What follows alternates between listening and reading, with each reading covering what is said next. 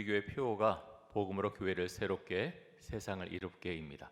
우리 한번 같이 한번 하실까요? 이쪽 편에 있지요. 우리 같이 한번 교회표 같이 한번 읽겠습니다. 복음으로 교회를 새롭게 세상을 이롭게. 이렇게 할 수 있는 한 해가 될 수 있기를 간절히 원하고 또 소망하고 축복합니다. 올해 우리 교회 실천 사항이 말씀을 배웁시다입니다. 우리 같이 한번 하시겠습니다. 말씀을 배웁시다. 말씀을 배우는 그런 은혜가 올 한 해 더 충만하게 임하기를 간절히 원하고 소망합니다. 오늘 제가 말씀의 제목을 말씀을 배웁시다 실천사항의 제목으로 그대로 했는데요. 어떤 본문을 통해서 우리가 같이 은혜를 나누면 좋을까 생각하고 기도하다가 오늘 우리가 읽은 마가복음 4장의 말씀 씨 뿌리는 자의 비유라고 알려진 이 본문을 택해서 오늘 함께 은혜를 나누고자 합니다. 예수님께서 갈릴리 호숫가에 나오셔서 사람들에게 비유로 말씀을 가르치셨습니다. 마가복음 4장에 나오는 이 씨 뿌리는 자의 비유, 이 말씀은요, 마태복음 13장에도 나오고 누가복음 8장에도 나오는 말씀입니다. 예수님께서 비유를 들어서 말씀을 하시죠.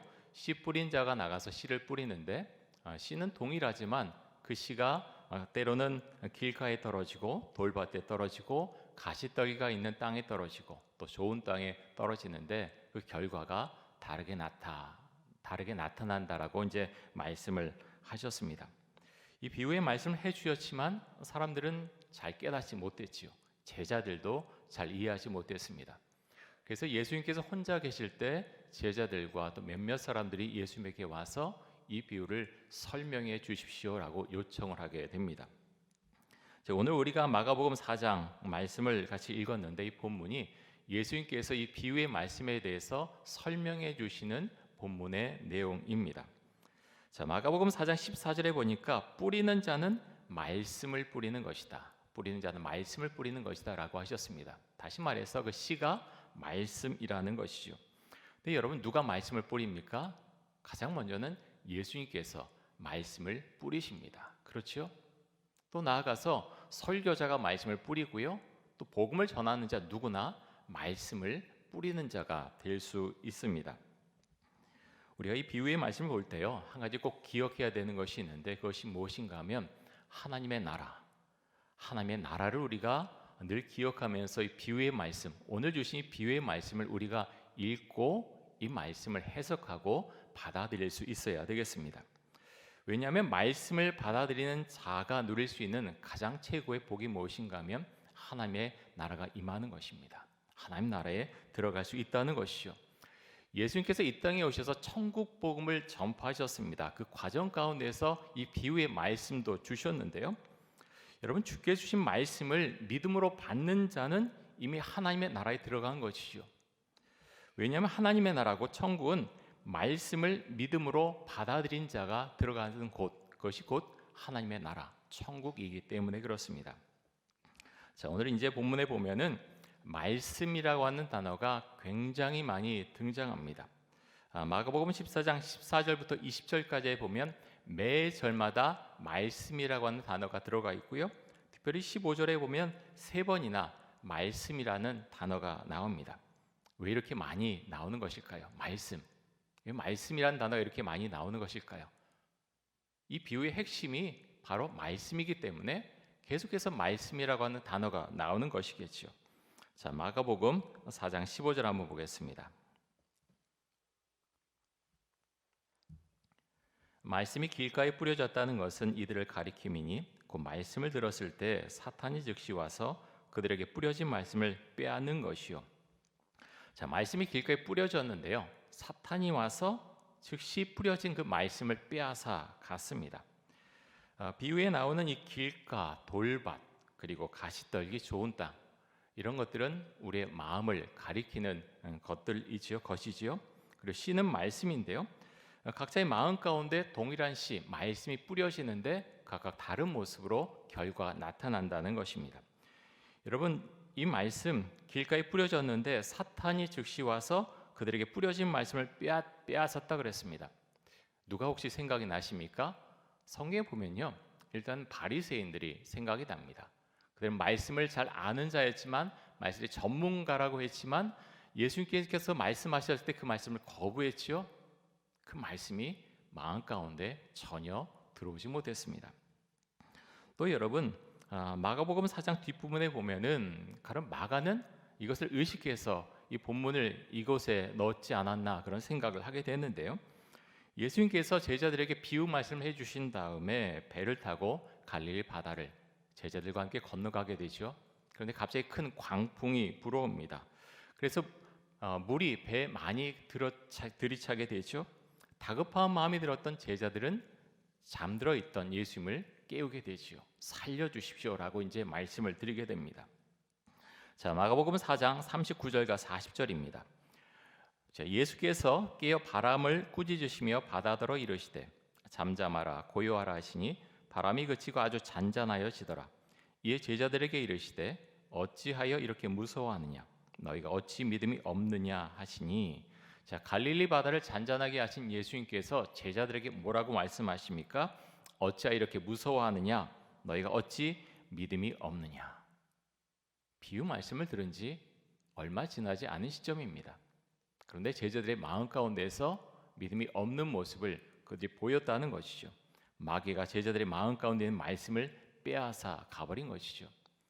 물론 광풍을 만난 것은 환난을 당했다 이렇게도 우리가 볼 수 있지만 가장 먼저는 말씀을 예수님께서 가르쳐 주셨는데 그 말씀을 믿음으로 꽉 붙잡고 있지 못하고 광풍이 불어왔을 때 그 말씀을 마귀에게 빼앗겼다고 하는 것입니다.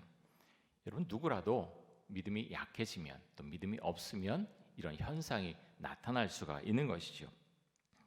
자, 이어서 마가복음 4장 16절과 17절입니다. 두 번째 이제 돌밭이 나오는데요.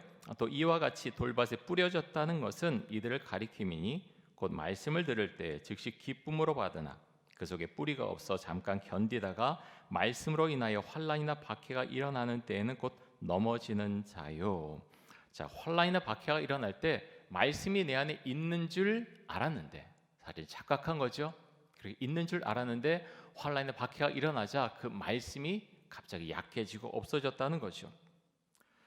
예수님께서 붙잡히셔서 신문당하실 때 예수님의 제자 베드로가 예수님을 3번이나 모른다고 부인했죠. 여러분, 베드로의 모습이 바로 이런 모습 아닙니까? 환난이 왔을 때, 박해가 왔을 때 두려운 마음을 이기지 못하고 예수님을 3번이나 베드로는 모른다고 했습니다. 자, 씨 뿌리는 자의 비유에 나온 세 번째 모습은 가시떨기 땅에 씨가 떨어졌을 때인데요. 자, 18절과 19절입니다. 또 어떤 이는 가시떨기에 뿌려진 자니 이들은 말씀을 듣기는 하되 세상의 염려와 재물의 유혹과 기타 욕심이 들어와 말씀을 막아 결실하지 못하게 되는 자요. 자, 이 말씀에 해당되는 사람들 성경에 많이 나옵니다. 대표적인 사람 중에 하나가 부자 청년이죠. 부자 청년은 계명을 잘 지키는 사람이었습니다. 그래서 예수님을 존경하는 마음이 있었고 예수님의 제자가 되고자 했죠. 그래서 예수님에게 찾아옵니다. 그랬더니 예수님께서 말씀하십니다. 너희 재산을 다 팔아서 가난한 자들에게 주고 너는 나를 따르라 라고 하셨습니다. 그랬더니 이 청년이 근심하면서 슬픈 빛을 띠고 예수님을 떠나갔다라고 했습니다. 부자 청년은 재물이 주는 유혹을 견뎌내지 못했지요. 여러분, 이런 모습이 우리에게 다 있을 수가 있죠. 길가나 돌밭이나 가시떨기의 마음, 또 좋은 땅의 마음, 이런 것들이 우리 마음속에 사실은 혼합되어 있습니다. 여러분, 우리가 우리의 믿음이 좋지 않을 때 우린 언제나 길가에 떨어진 마음이 될 수 있고 돌밭이 될 수도 있고 가시떨기가 있는 그런 모습을 우리가 보일 수가 있습니다. 하지만 우리에게 희망적인 소식은 예수님의 제자들 또한 이런 사람들이었다고 하는 것입니다. 때론 마음이 길가였고 때론 마음이 돌밭이었고 때론 마음이 가시떨기가 있는 그런 땅이었지만 이들의 마음 가운데 좋은 땅의 모습이 점점 확장되어서 그들은 헌신된 사람으로, 믿음의 사람으로 남은 삶을 살아갈 수 있었다고 하는 것입니다. 그래서 여러분, 오늘 우리가 이 말씀을 대할 때 잘하는 말씀이야 라고 우리가 넘기는 것이 아니라 내 안에 좋은 땅의 마음이 확장되고 주의 말씀이 나의 마음 가운데 심겨져서 말씀을 붙들고 특별히 코로나로 힘들어한 이 세상 가운데서 승리하며 살 수 있게 하여 주옵소서. 좌절된 마음, 낙담된 마음, 우울한 마음, 그 마음 가운데 빠져 있는 것이 아니라 말씀으로 그 말씀이 나를 살리는 은혜가 나의 삶 가운데 나타나게 하여 주옵소서. 우리가 그것을 함께 고백하는 은혜가 있기를 간절히 원하고 축복합니다.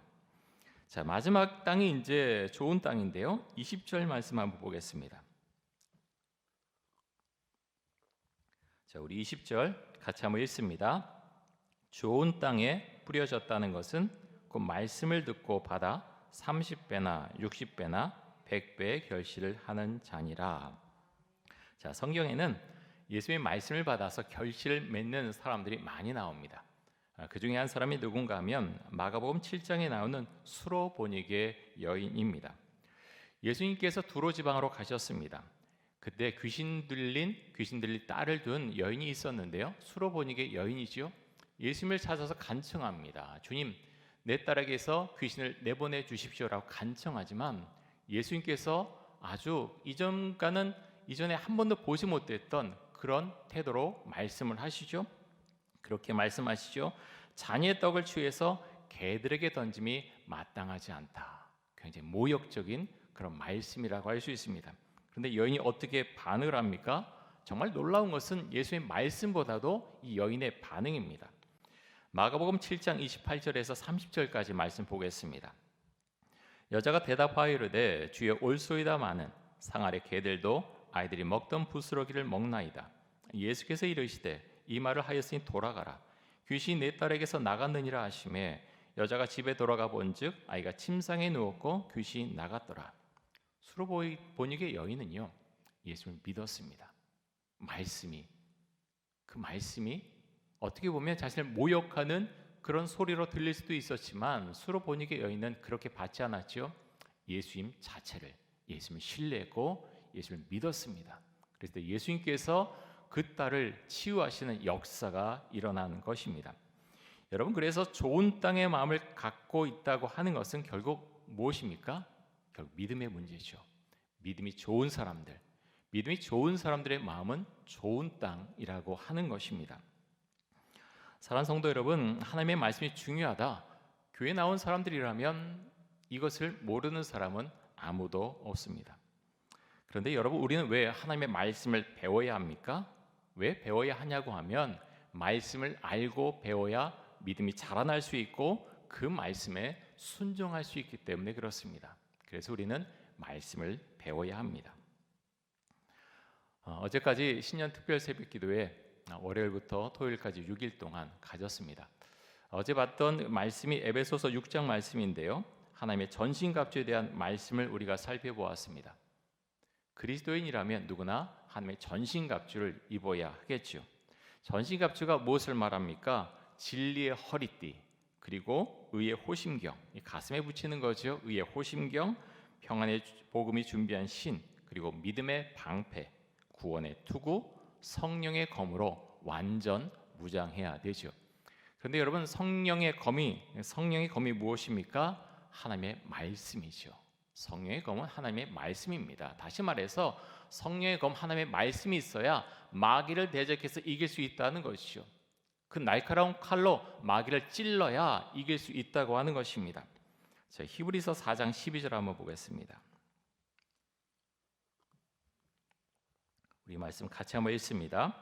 하나님의 말씀은 살아있고 활력이 있어 좌우에 날선 어떤 검보다도 예리하여 혼과 영과 및 관절과 골수를 찔러 쪼개기까지 하며 또 마음의 생각과 뜻을 판단하나니.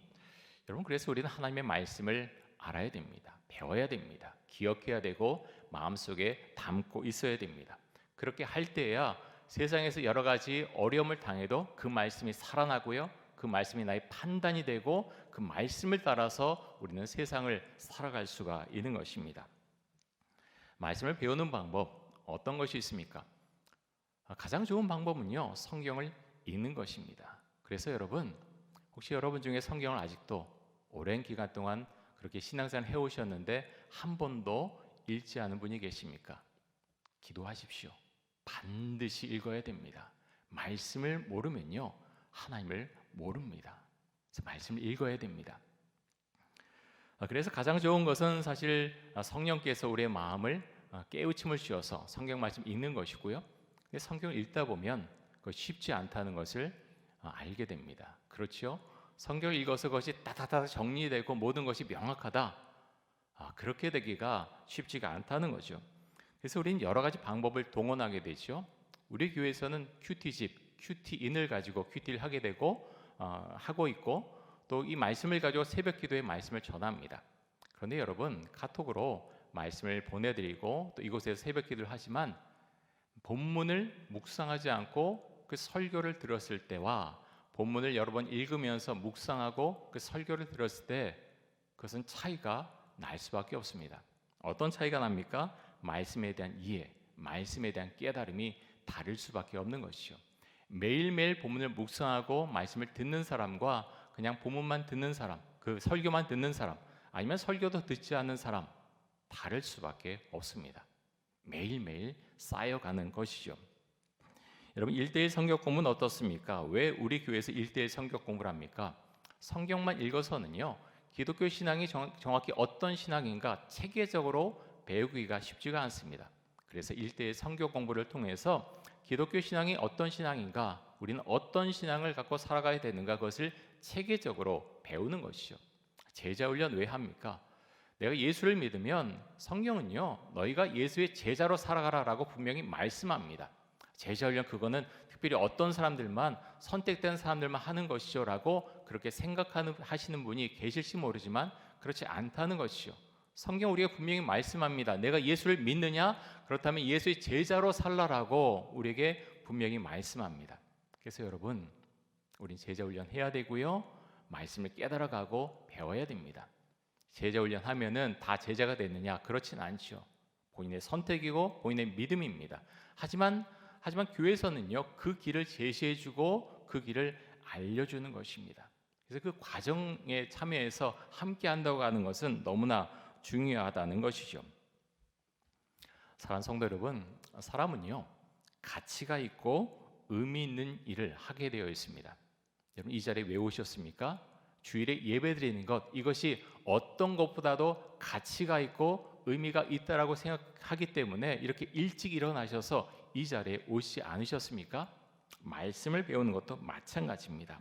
내가 말씀을 배우고 이 말씀 읽는 것, 그것이 가치 있고 의미가 있다라고 생각하면 하게 되는 것이죠. 왜 성경을 안 읽고 성경 말씀을 배우자고 하는데 참여 안 합니까? 그만큼 가치가 있다, 그만큼 의미가 있다라고 생각되지 않으면 참여하지 않겠지요. 성경을 읽지 않겠지요. 큐티하지 않겠지요. 하지만 정말 말씀을 배우는 것이 그만한 의미가 있고 다른 어떤 것보다도 가치 있는 일이다라는 것을 내가 인정하고 받아들이게 되면 그것에 임하게 됩니다. 배우게 되겠죠. 중요한 것은 말씀을 배우는 것, 성경 배우는 것, 그것이 나에게 얼마나 가치 있는 일이냐, 그것이 나에게 어떤 의미를 부여하느냐, 그것이 우리에게는 가장 중요합니다. 저는 여러분, 이천동교회 위임 목사로서 우리 이천동교회가 어떻게 하면 교인들에게 좀 더 존중받을 수 있는 교회가 될 수 있을까, 더 가치가 있는 교회가 될 수 있을까 많이 고민합니다. 정부의 잘못된 주택 정책으로 인해서 우리 교회 근처에 살던 젊은 가정, 여러 가정들이 먼 지역으로 이사를 갔습니다. 참 마음이 아픕니다. 교회 근처에 있어야 사실 믿음 생활 더 잘할 수 있고 그렇게 믿음 생활 같이 할 수 있는데, 먼 곳으로 가서 교회에 온다고 하는 것 참 쉽지 않죠. 여러분, 먼 지역에 이사 갔을 때 어떻게 하면 우리 교회 계속 올 수 있습니까? 물론 다른 교회 나갈 수도 있는데요, 우리 교회를 생각하면은 사실 그분들이 필요합니다.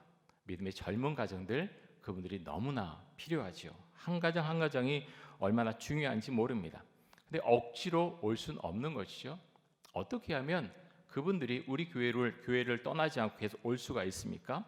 여러 가지 생각할 수가 있습니다. 이천동 교회가 정말 나에게는 특별한 교회고 정말 내 교회다라는 그런 강한 소속감이 있다면 먼 지역에 이사 가서도 교회에 올 수 있겠죠. 아니면 이천동교회 교육부 정말 탁월해, 다른 곳과 비교할 수가 없어라는 마음이 들면은 교회를 떠나지 않겠죠. 또 이천동 교회가 변화가 있고 미래가 있는 특별한 존재 가치가 있는 교회다라는 생각을 가지게 되면 먼 지역에 가도 우리 교회를 찾아올 것입니다. 하지만 이런 마음이 없다면 굳이 먼 지역에 있는 교회를 찾아오지는 않겠지요. 여러분, 우리 교회는 교회 미래를 위해서 교육부서에 공간을 재배치한 일을 하려고 합니다.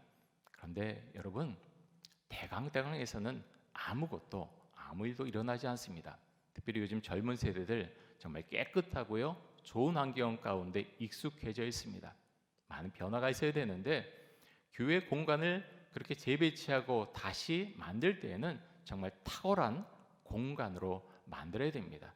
이 정도면 됐죠. 여러분, 그렇게 만들어서는 젊은 세대를 끌어들일 수 있는 어떤 메리트가 없습니다. 우리가 이 지역 이제 개발되지 않습니까? 언제 개발될지 모르지만 언젠가는 분명히 개발이 될 것입니다. 그런데 그 사람들이 왔을지라도 교회가 끌어들이는 어떤 매력, 어떤 가치가 없다면 사람들은 우리 교회에 오지 않습니다. 무엇하러 오겠습니까? 뭔가 있어야 교회를 찾아오는 것이죠.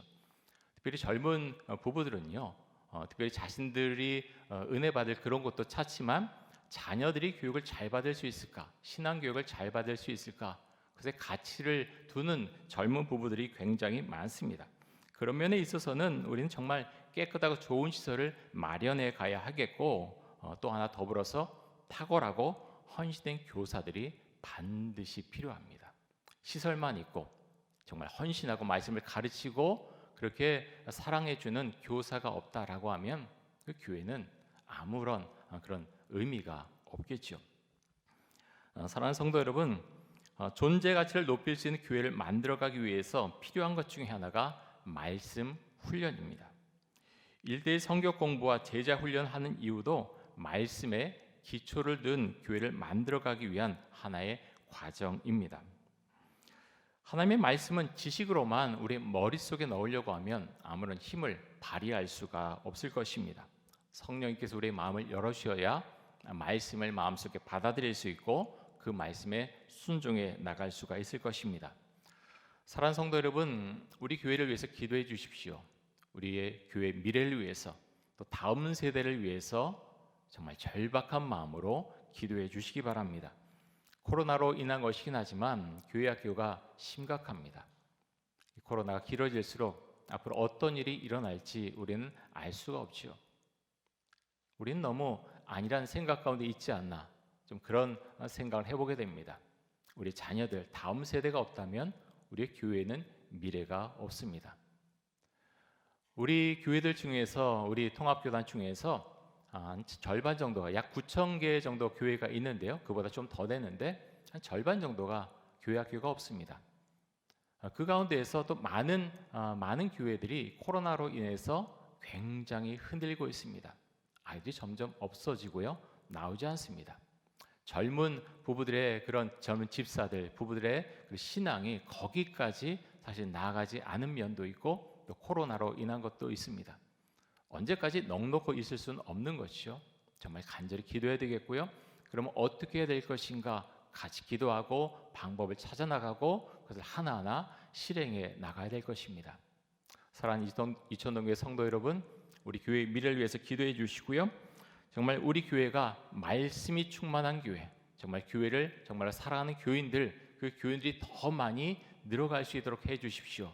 우리가 그렇게 또 함께 기도할 수 있길 원합니다. 이 시간 우리 함께 기도하겠습니다. 하나님의 말씀을 배우고자 하는 열정과 열심을 주옵소서. 젊은 세대들이 오고 싶어하는 교회를 만들어가게 하여 주옵소서. 이천동 교회를 사랑하는 마음을 주옵소서. 우리 함께 기도하겠습니다.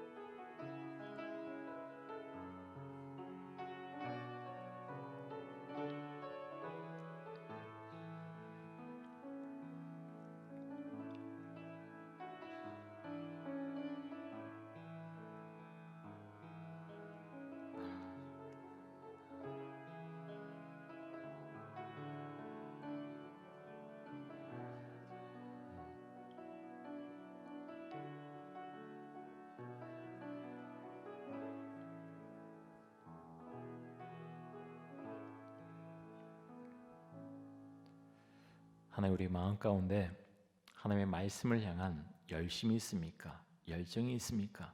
그렇다면 성경을 펴서 말씀을 읽도록 해주시고 또 말씀을 묵상하게 해주시고 그 말씀에 순종할 수 있기를 간절히 원합니다. 우리 교회에서 지금 하고 있는 1:1 성경 공부 또 제자 훈련 적극적으로 참여하도록 해주시고 그 가운데서 주님께서 나에게 원하시고 또 말씀하신 것이 무엇인지 생각하고 그 말씀을 따라 살 수 있기를 간절히 원합니다. 하나님, 우리 교회 다음 세대 너무나 중요합니다. 주의 모든 은총을 내려주시고 교회 공간을 재배치하고 또 새롭게 고치는 모든 일들, 또 헌신된 교사들, 또 하나님 정말 주께서 우리 교회 가운데 함께 하셔서 이 교회가 주의 은혜 가운데에서 하나님 번창하고 주의 은혜 가운데 부흥하는 그런 은혜가 이곳에 나타날 수 있도록 주님 은총을 주시기를 간절히 원합니다. 함께 기도하며 함께 만들어가며 주께 의탁하는 그런 모습으로 우리가 모든 것 준비해 나갈 수 있도록 하여 주옵소서. 감사드리며 예수 그리스도의 이름으로 기도드립니다. 아멘.